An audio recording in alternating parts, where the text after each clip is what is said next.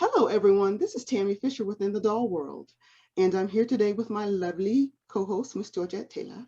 Hey, everybody. Hello, Miss Georgette. And today we're really excited to introduce you to Jacquie Anderson-Frazier. Hello, Jacquie. Hello, how are you? Hello. We're blessed. Jacquie is a doll customizer, and she also does a lot of work with dioramas. Jacquie is the owner of KittiJ's boutique. So that's where she does most of her diorama work. So we're really excited to talk to her about those two things. So Jacquie, we're happy to have you here today, and we want to talk to you about that. Also, Jacquie's interview is part of our Pride Month celebration. So we're going to talk about Jacquie's experiences as a Black woman in the queer space. Thank you, Jacquie, for joining us. Thank you for having me. So let's start where we begin. And our first question is normally about your doll journey. Why don't you tell us how your journey with dolls began? What started it and how you got to where you are today?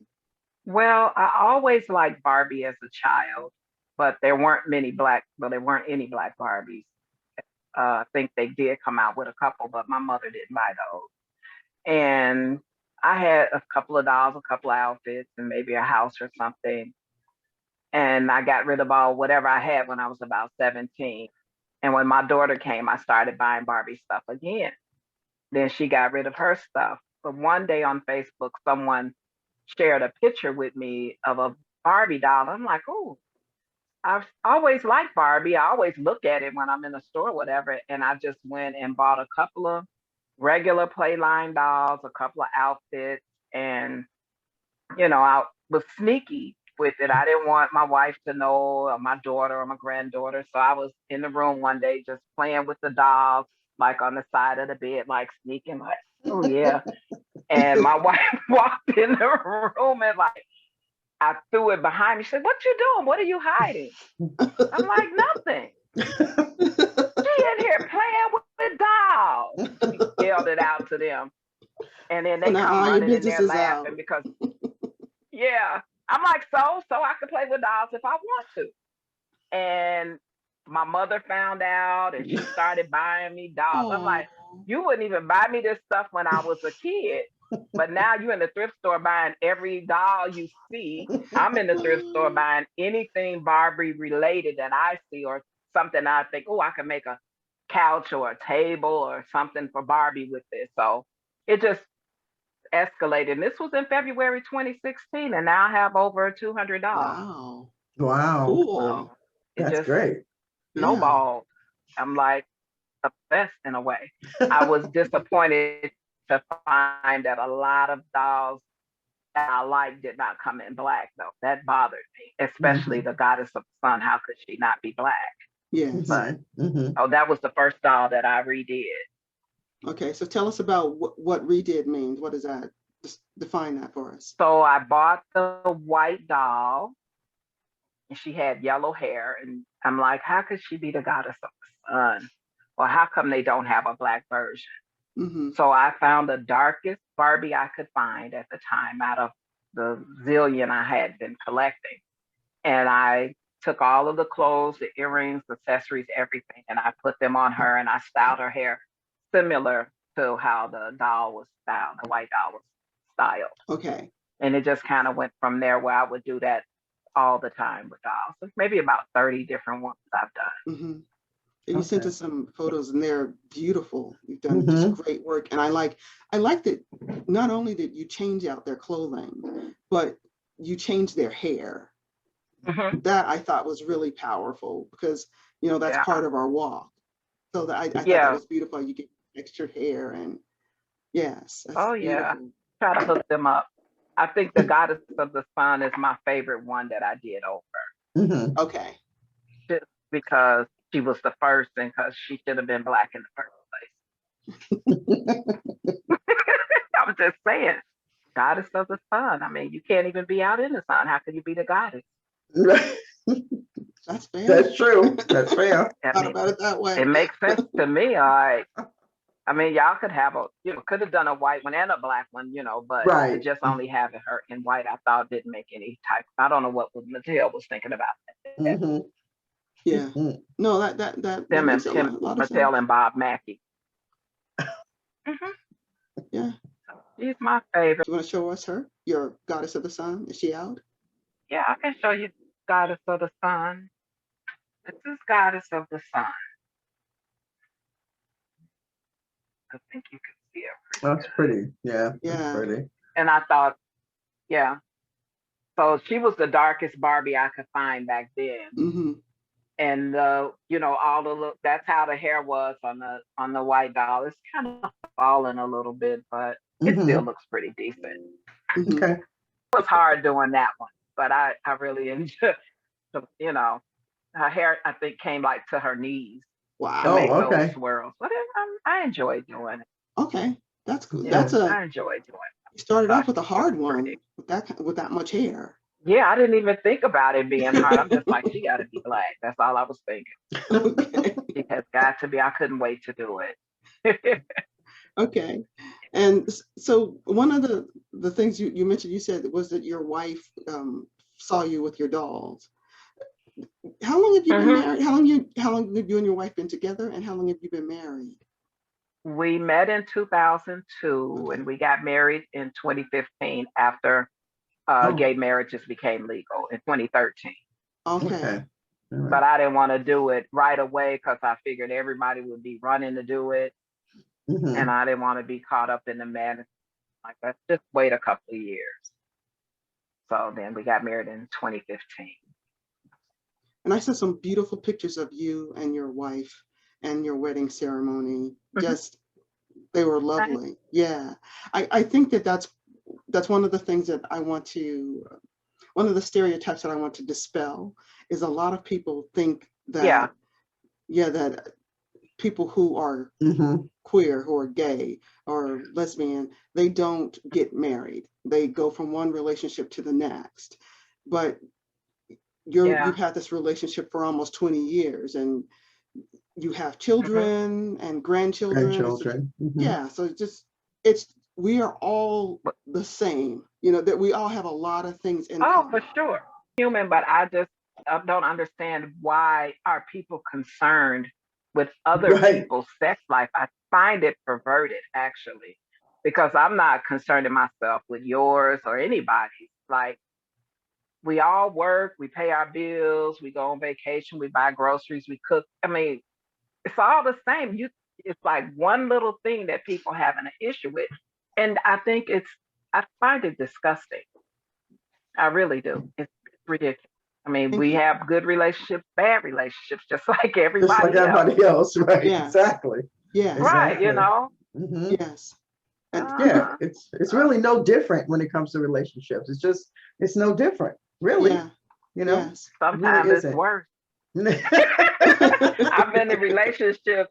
I mean, I have 3 children, before I ever met her. My children are in their 40s. So I thought it might be different. I'm like, well, we're women and women understand how women feel. But sometimes these women is worse than men. So, it's no different. I mean, it's just life. Right. And it's good people and bad people from all walks. Yes, ma'am. That's right. Because everybody brings their stuff with them, no matter what it is, no matter who you are. All that luggage. So everybody brings their luggage with them. So you just got to find a common ground with whoever it is. Yeah.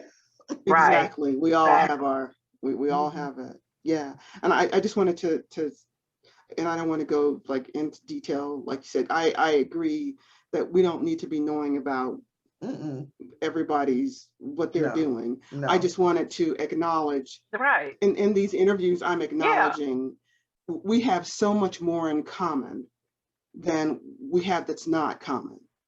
And so that's what this series is about. Yeah, it's only one thing that's not in common, but in a way it still is in common because it's still sex, but everything else is the same. Yeah. And it's still love. So, I don't know why people, I don't understand. I really just don't understand it. I really don't. But that's just the way of the world. Yes. And I never came, as they say, I never came out of the closet. Mm-hmm. I never did that. I just stopped dating men and started dating women. I never explained myself to anyone because it didn't dawn on me that I needed to do that. Mm-hmm. And I feel bad that people feel that they need to do that. Mm-hmm. I just, my mother's like, oh, so you going with girls now? I'm like, oh, she's just a friend, because she really was that person at that time. That was back like in 1985. Okay. So I was kind of sowing my wild oats at that time. That's probably where some of those rumors come from about those short-lived relationships. But you're young, you do stupid stuff. Right. But everybody does that. Not everybody, but that's right. That's a common thing. When you're young, you're gonna, like I said, sow your wild oats or date more than one person. I mean, that's just part of life. Yeah. And I think a lot of people actually encourage it, because it's okay. So I'm in an odd relationship in that I am the only person my husband has ever dated. I think he went on like 2 dates with someone. So I understand that is odd. I dated a number of people, and I'm also 8 years older than my husband. So that's part of it too. My husband was, he was the marrying man. That's what he wanted to do. But like when I talked to my daughters, it's like, go and find you, go and be you, and be you outside of a relationship, and part of that is not tying yourself down. It's go out with different people, go out to dinner, just, and that helps you to find what you like about yourself, what you like about other people, and what you expect in relationships. So we all do that. I shouldn't say we all. I just said I'm an exception. My husband didn't, but most of us. Right. Most of us do that. Well, it's nothing wrong with dating. I don't know how dating changed to relationships, because you can date 50 people if you want to. You're dating. You're getting to know these people. Right. Doesn't mean you're having sex with all 50 of them or with any of them. You're dating. You go on a date. You go on a morning, noon, and night, several a day if you want to. But for some kind of way, it has turned into dating is a relationship. No, I just met you. Right. We're not in a relationship. Yes. So, thank you. That's a lesbian joke that we, on our second date, we come with a U-Haul. Oh, I know that. That's the running joke in the lesbian community, that if you go on a second date, we're moving in and we got our U-Haul. We're a couple now. So, yeah. I know that and one. I think that's true a lot of times. I think it's true a lot of times, and that's why those relationships fail. Because you just met, you went out one time. And that's where that rotation comes in at. Because like you're saying, you make every date a relationship, and that's not the way that's supposed to be, right? Yeah, I get that. No. Yeah. And I think there's also I don't know you. Yeah. There's also within the bounds of religion, the Abrahamic religions, at least, Christianity and Islam and Judaism, in modern day, you don't just move in with somebody. There's these negative things there are these negative connotations. So in the heterosexual world, people don't tend to just move in with each other, but they do jump from relationship to relationship, and they date, we all do the same things. So thank you for explaining, that we are all the same. And again, that's part of the series. So we'll get back to your dolls. So you said that you are really, your primary thing with dolls is your dioramas. So how long have you been doing dioramas? I had no idea I could even do a diorama until I started with the dolls. And one house, I had bought this kid house for $12. And I painted it with spray paint. Then I went back over it with latex, and then I just started doing rooms. I moved last year, so all of the dioramas I packed up. I have not been taken out since I moved last year. But I like making a doll house, and it has those cartoons on the walls and the floors for the curtains and the rugs and everything. I call it flipping the house, because then I'll turn the house into something that looks like a human's house. So I flip. I say Okay. that's flipping dollhouses. So I enjoy doing that. I've I done. like that I'm term. in Yeah, the me too. yeah. I'm in the Windy City Collectors Barbie Doll Club here in Chicago. Okay. So every month there was a theme. Well, of course, since COVID, there has not been any in-person meetings, but each month there was a theme.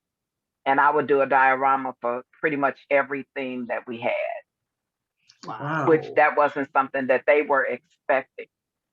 And I hosted 2 themes. One was salon. It was something about a salon. So I did a 18-foot diorama of Wow. a Whoa. salon with a boutique, and it had everything, anything you name that would be in a hair salon and a boutique was in that diorama, down to croissants and mimosas. What? And I hated taking it apart. I had the nails, the pedicure. I had everything in that diorama.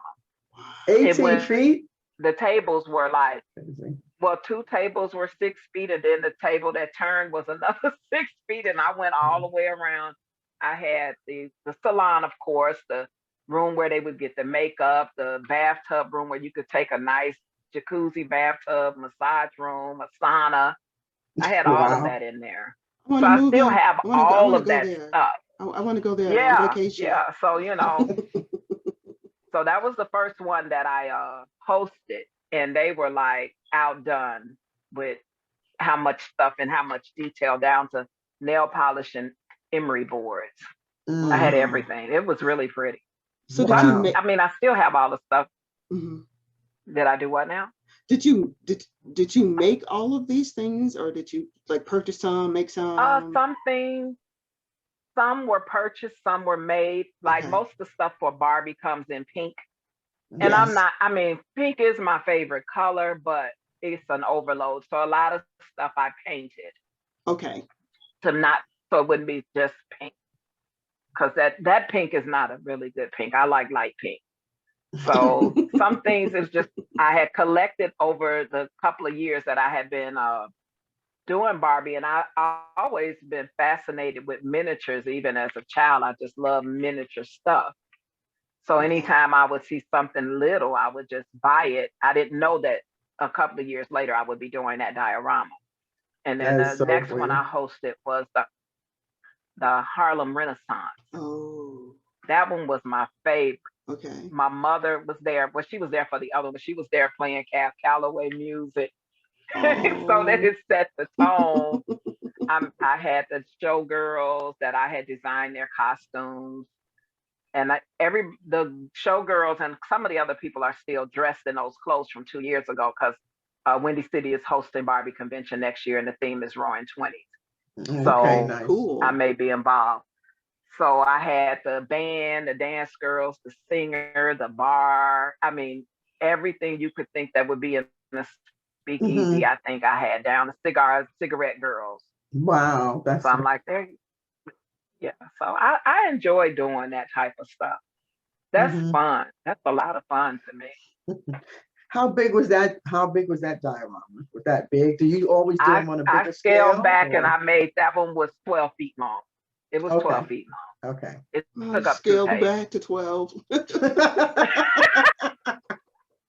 I even had it where, you know, they came in, because, you know, speakeasies mostly were in basements. So they would come in up the top, and they had to go downstairs to get in there. Oh, it was really pretty. It was. That's nice.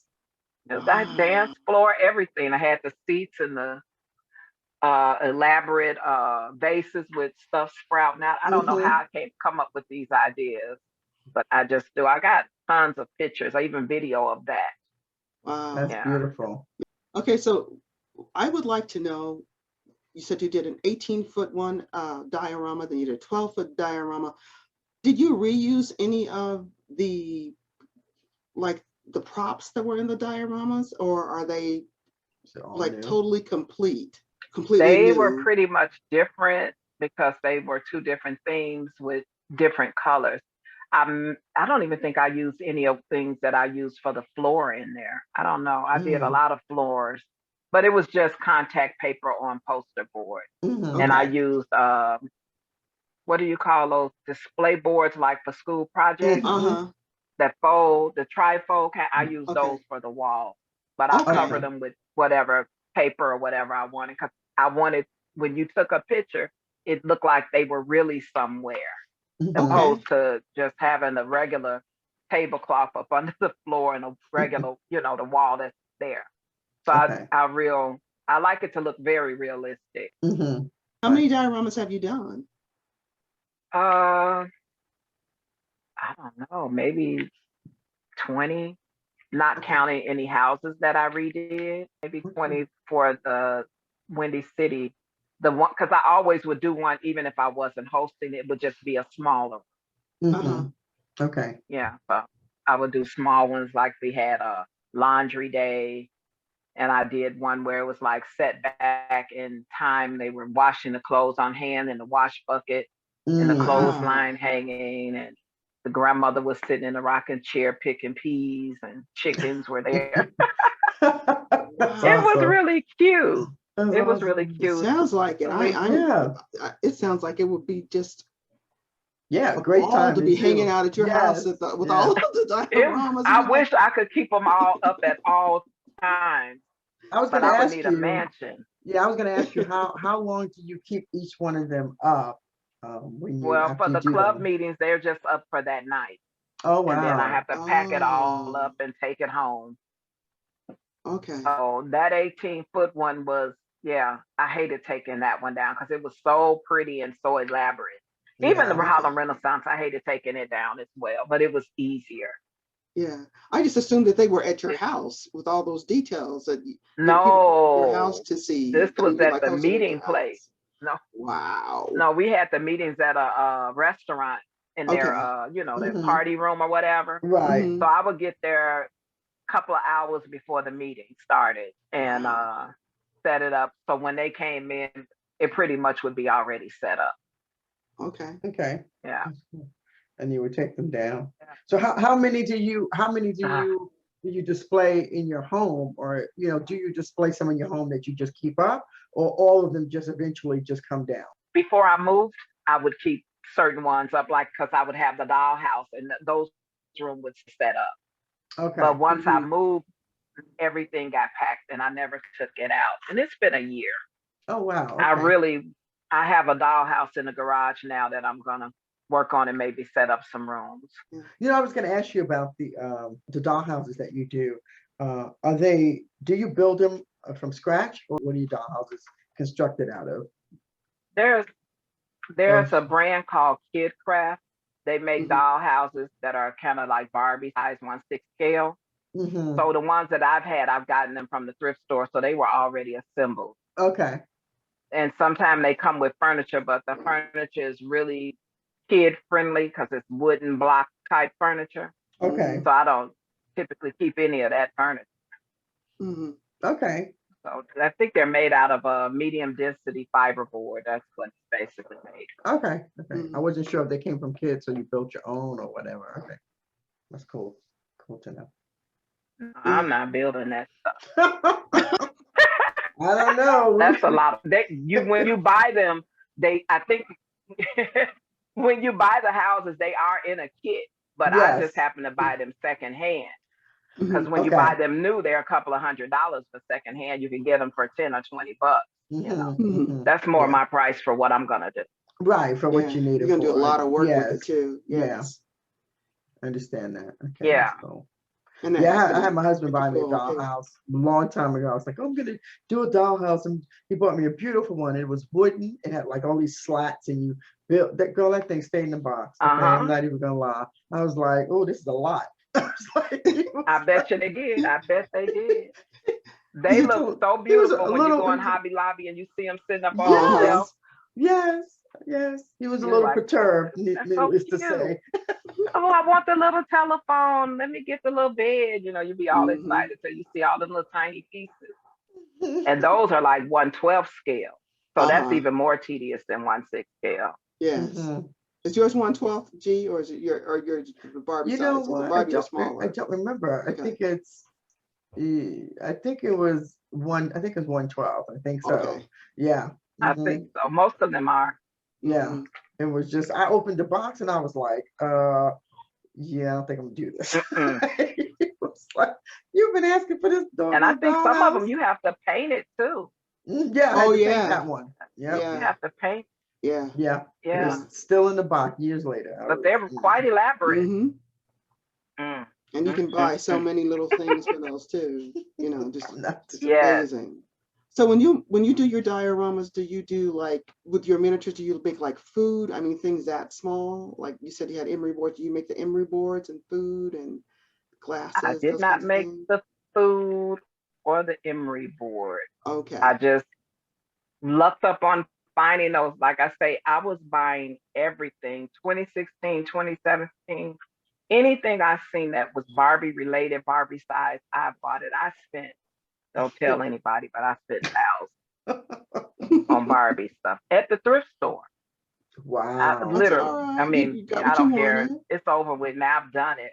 And my mother was finding things. So I was shocked when I saw the little emery board and the little fingernail polish. Yes. I'm like, oh my God, that's cute. And you know, I just stuck that in my little drawer in my cabinet or whatever. I had where we were living, they had storage rooms you could rent for $25 a month. So we had 2 of them for all our stuff that wouldn't fit in the apartment.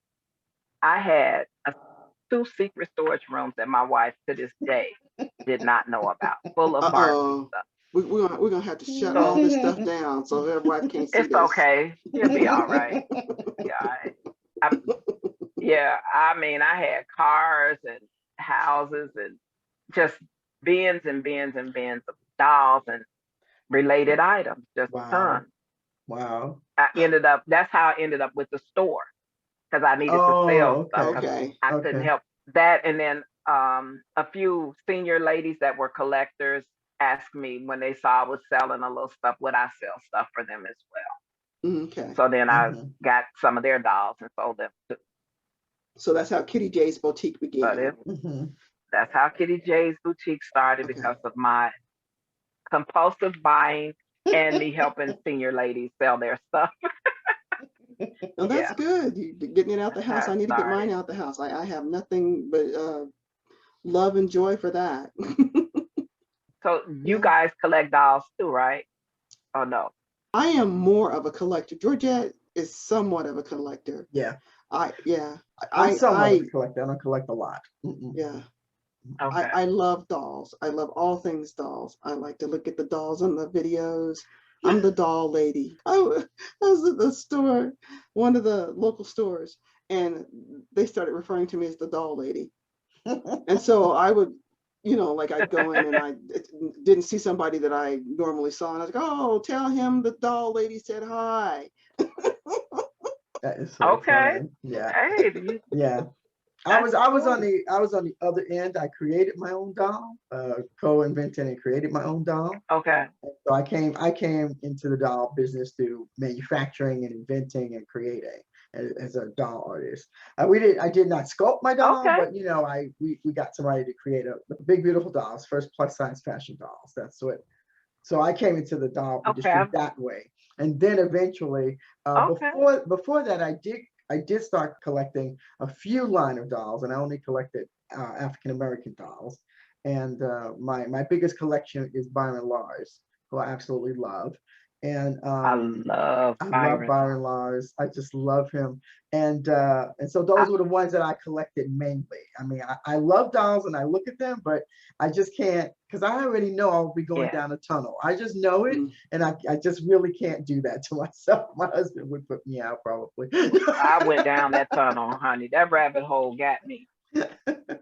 But I do love and admire all dolls, and you know, they're just so. I love Jason Wu dolls. I mean, it's just so many dolls that I do love, but Tammy would be the one that would buy them. So I have to live vicariously through her store. That'll work, I'm sure. Yes, it works well for me. Not so well for me. Well, you know, you're like, oh, I'm only getting this, you know, because Georgette would like it. You can blame it on her. You know, normally I wouldn't get this one, but Georgette likes it so, and she likes to come look at my stuff. Yeah. When Georgia comes here, I want to have all this stuff available That's so for her. funny. That's a good She one. needs to. I need to have the 18-foot diorama. See, this for Georgia. When Georgia, she's gonna come here one day. And when she come here one day, I need to have this already set up for her. Yeah. Oh my God. That is hilarious. Yeah. See, I'm good at creating a storyline where That's you right. can get away with doing what you want to do. My husband And said to me, "It's not about the money. It's not. I don't care about the money. Oh, I wish It's my the husband said that. dolls. It's the dolls. There's too many dolls. We got to get the dolls out the house. It's not about spending. They take up too much space." He's like, you have a lot of they dolls. do. When somebody's saying you're taking up too much space.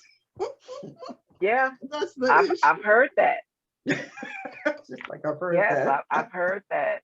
Oh, so That how long is have really you? How long funny. have you had your store? And 2017. okay, so were you selling your own? 27.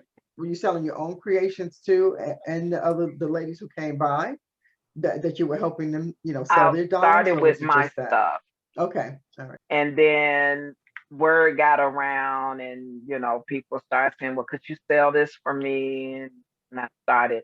That's how I learned a lot that a lot of those dolls are not worth nothing. That I thought made this one should be $40. They barely get $10 for that daggone doll. Okay, so I help you understand the life of a worth. doll. Most of the I was gonna say that's the life of a doll store owner. Yeah, a lot of the dolls go way down. The prices on the dolls will plummet, and that's very true. Definitely. Mm-hmm. And I had no idea. Yeah, that they will plummet and they will rise, and it will not make any sense. One of the things that's hard about being a doll store owner is trying to ride that wave of when's the best time to buy and sell, because dolls go out of favor and come back in favor. So you'll have times when porcelain dolls go for lots, and then you'll have times when they don't go for lots. And then the same thing with artists. There will be artists who their dolls are worth, tons of money, people paying $500, $700 for this doll. And then you find the doll a few years later for $20, $50, whatever. And I think part of it is the economy. When we have more money to spend, a doll is a luxury item, so dolls tend to sell better then. But it's not just the economy. It feels, it's like fashion, and I don't know what propels it. I think that's a great analogy, because there's no rhyme or reason to the prices that some of those dolls go for. Okay. Yep, there's a lot to learn in doll sales. There's a lot. Yeah, and it's constantly changing. Yeah, that's true. And that's why, so like me as a doll seller, I am very different as a doll seller than a doll collector. Me too. And so when I start talking to people about their collections and collecting, because people will say, "Oh, I'm going to buy this doll because, the one in the red dress went for $500 recently. So here's one in the yellow dress they just released this year. So I'm going to buy that doll in the yellow dress because I know it's going to go for $500. Yeah. So what you need to do as a collector, only buy dolls that you like, because when that doll that you paid $100 for is worth $3, that's right. you still like it. Right. You still like it. Yes. But if you bought that doll for $100 and you bought it as a seller and it's worth $3, you feel differently. Yes, you do. I collect because I like them. I box all my dolls. I have a few in the box, but 99.9% of my dolls are deboxed because I didn't buy them to resell. I bought them to look at and enjoy, and I need to see them from every angle. So, yeah. Yeah. And another thing that's really interesting is you will see when you're selling, you'll see people who buy dolls and they leave them to somebody. So you leave these dolls to your grandchild, and the grandchild has no clue as to it's to value, So yeah, that's an important learning as a collector versus a seller. Yeah. Only buy what you like. And a lot of times in doing that too, it's the price that a person is going to buy a doll for is really dictated by what they feel that doll is worth to them. Mm-hmm. So and I think that, like, you know, I mean, I know if you listen to the show, one of the shows we have, but I inherited, well, kind of inherited really, some Daddy's Long Legs dolls, which are resin and stuff like that, very collectible.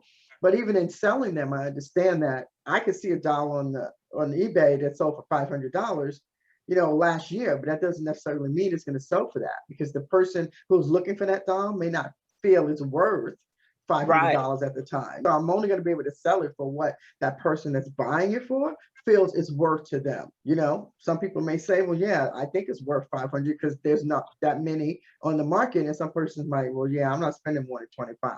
I mean, you know what I mean? So it break really your heart. Yes, it really just depends on what the person really, you know, the value that the person is putting on that doll, because they'll be willing to spend way more if they really value that doll in general. So, you know, at least that's what I found. You know what I mean? Like I think they think the market can dictate what somebody is willing to spend for a doll, because it's all different. It is. I wanted to ask you another question about KittiJ's boutique. Do you do customization work? Like if somebody like they say, I want a chair or. No, I haven't done that because people are too particular for my taste. Okay. So if I make something, like I've made little like couches or tables and little things like that, if you see it and I have it for sale and you like it, have at it, but I won't take a custom order because people are too particular. And the most particular one tends to be the cheapest one. And that's just something I learned because I've been a hairdresser, you know, that's been my field for like over 30 years. And that's how they would be in the salon. Particular, but don't want to pay. So I prefer to just, if I feel like making something, I make it. And if I put it up for sale and you buy it, that's great. Okay. So are you still doing hair, or are dolls basically really your big thing? Okay. Not really. I have a couple of people who still come by the house to get their hair done, but I closed the salon in 2018. And then I just sell whatever stuff, because I still have tons of stuff out in the storage room of Barbie stuff to sell. Okay. I just haven't been real active in the last couple of months with it. I don't know. I was just probably in a mood. I have things listed, but I'm not listing new stuff lately. But I'll get around to it again. And there's one more doll that I want to speak about. And that one of your customized dolls, we spoke about her briefly before you started. And she's a doll that's part of a competition. And you did the costume of your country or something. Will you talk to us about her? Because she's lovely. I'd like to know her story. So that's a Barbie BMR 1959 that came out a couple of years. She's a really dark-skinned curvy doll. And when Jamie asked me, he's a friend of mine here, like a in real life friend. We've met and he's been to my house. He told me that they were having a contest in his club, in his Facebook group, and he wanted me to get in it. So I knew everybody thought I was going to use the KittiJ doll. And I'm like, KittiJ doll is in rehab right now because she needs her head needs to be replaced. So I'm like, I want a different doll. So I'm like, let me get this really dark skinned, beautiful, curvy doll and use her, because everybody's going to have those skinny dolls. So let me use the curvy doll, and she's dark. And I really prefer the darker the doll, the better I like her. And this last week's competition was national costume.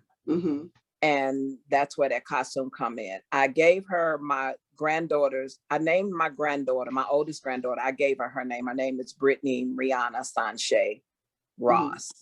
So I named the doll Rihanna Sanchez because I had already named another doll Brittany. So I just said, what's Rihanna Sanchez? So she's like a combination of me and my fantasy. So she's a salon owner, hairdresser, but she has a master's in chemical engineering, which helps her with the hair. And she is a lesbian. He was like, well, we could say she's bisexual. I'm like, no, she's not bisexual. She's lesbian. If we're gonna say that, she can't be straddling the fence for me, because it's like, it's a little bit of me in there. And she's younger than me. I think I said she was 32 or something. I don't know. And he like gave her my cat. I have a cat named Mr. Wendy Williams. So Rihanna has Mr. Wendy Williams. That's a whole nother story why his name is that. And she's active in the gay community and in animal rights and stuff like that. So that's Rihanna. So that contest, we had the casual wear was the first, and then the swimwear. So last week was the national costume. And I chose to do something in African style because that's where we are from. But we just didn't know which country or which culture so I just used different things that I had. Most of her costume came from some Integrity dolls that I have. And I took clothes from the guy and the girl, and then I embellished them with different things that I had around just to make the costume even more elaborate, because it was a little plain. And I'm one of them people that you got to fill every spot with something decorative or to make the statement bigger. So I just sat around like, oh, let me get this little gold rope and I'm gonna wrap that around her waist and around her hips. Let me put these tassels. Yeah, you got those tassels in there. So it came about like that. Okay. Yeah, she's absolutely gorgeous. Yeah. I'm thinking she might win first place this week. We'll see. And so it's second place last week for the swim. Okay. And so it's a pageant, and so who votes for the people, or how's that run? They have a panel of judges for the different categories. So it's I think it's 7 categories. Okay.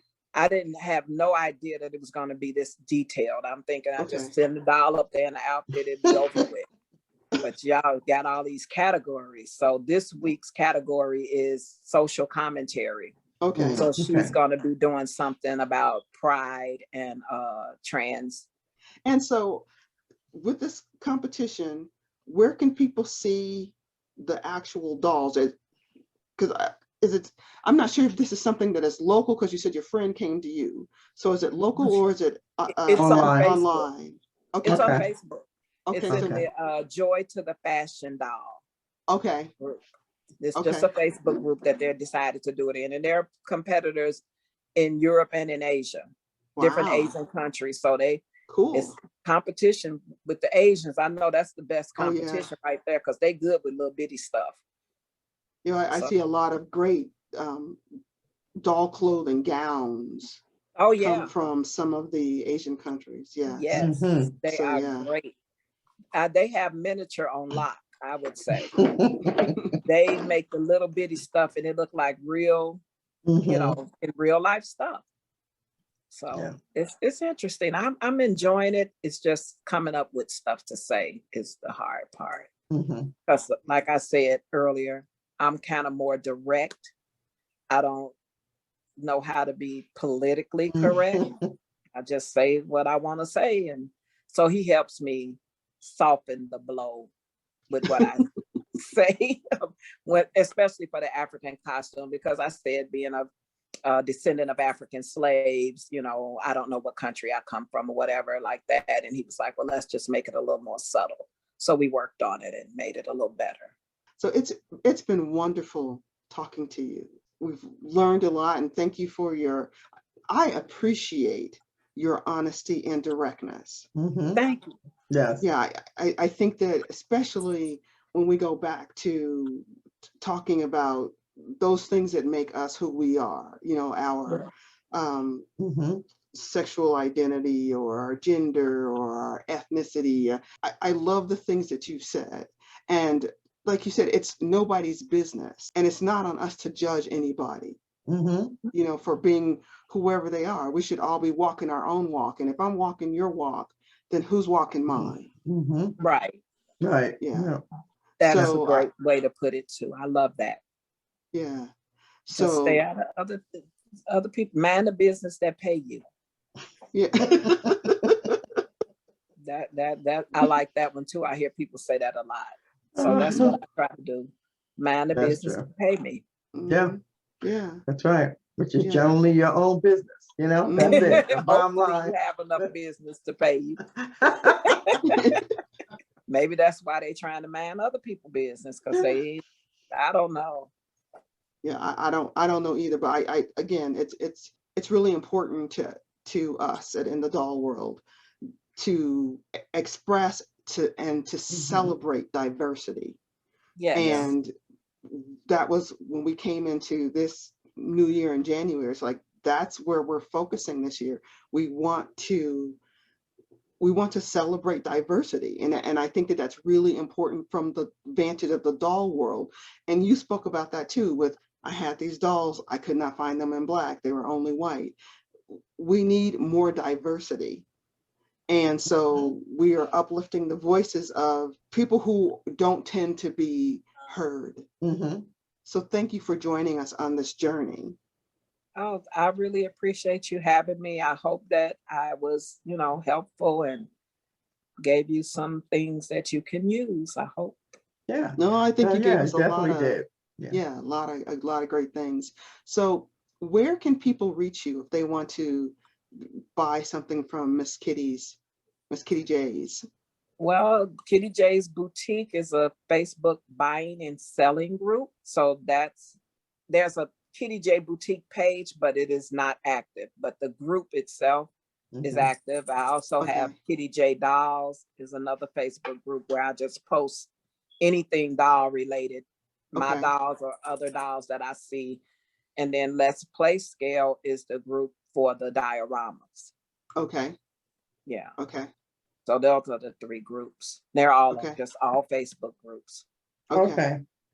So we will have links to your different groups. Pages. Yeah. Okay. Yeah. Well, feeling all famous stuff. I might have to sign some autographs or something. We don't have to send you our dolls. Please autograph our doll. Sign it KittiJ. I won't sign it, Jackie. It'll be KittiJ. That's my alter ego. Okay, Kitty. Okay, KittiJ. We see you. Well, thank you so much for joining us, and thank you to everyone for coming here and supporting us and joining us in the doll world and listening to this show. So goodbye from me. In the doll in the doll world, and our lovely Jackie, Miss KittiJ. You all take care and much love. Bye-bye. Thank you. Thank you, KittiJ. Thank you. Bye-bye. Bye. Bye-bye.